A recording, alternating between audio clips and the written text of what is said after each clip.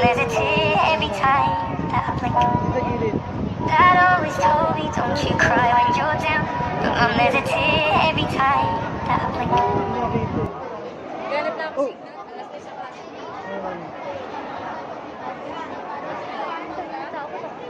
Hindi, tayo mo lang makakita. 1, 2, 3. Uwatang, bakitang.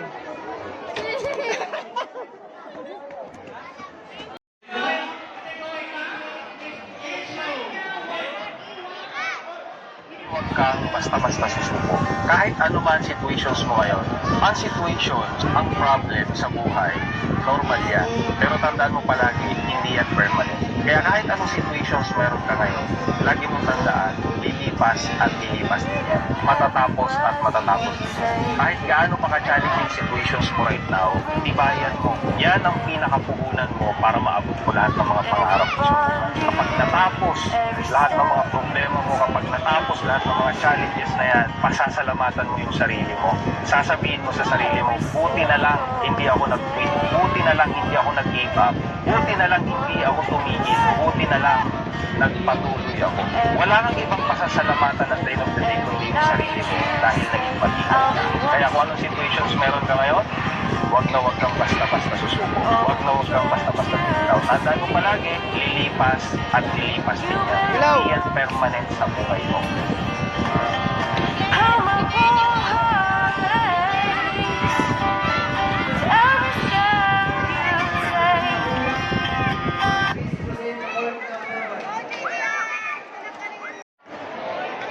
Calling the attention of the Babat Kumaisma, please proceed to court number 1. Alam mo yung habang nanonood ka sa stage, nilalaro yung anak ko. Yung kabag mo, yung instance mo ng, sige gawin mo yan, gawin mo to.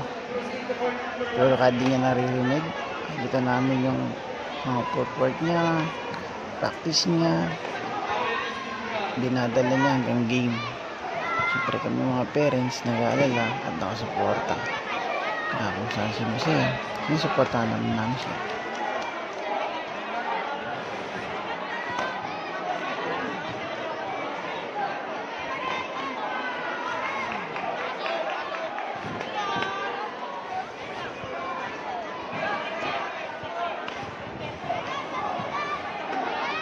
Ito yung part na nakakaba kasi going to semi-finals na siya. So kailangan niyang ibigay yung best niya. Medyo sabi namin sa sige, kaya mo yan, kaya mo yan. Kahit hindi niya naririnig. So siguro positive mindset lang siya. And kung yung mga turo niya, coach niya, ginagawa niya lang.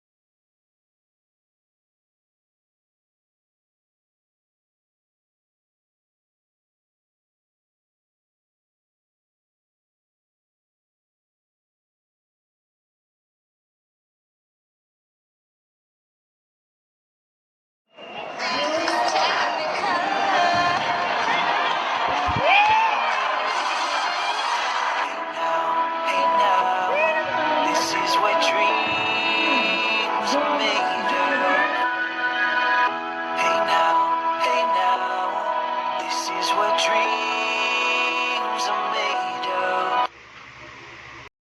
Huwag kang susuko bago magsimula ang laban.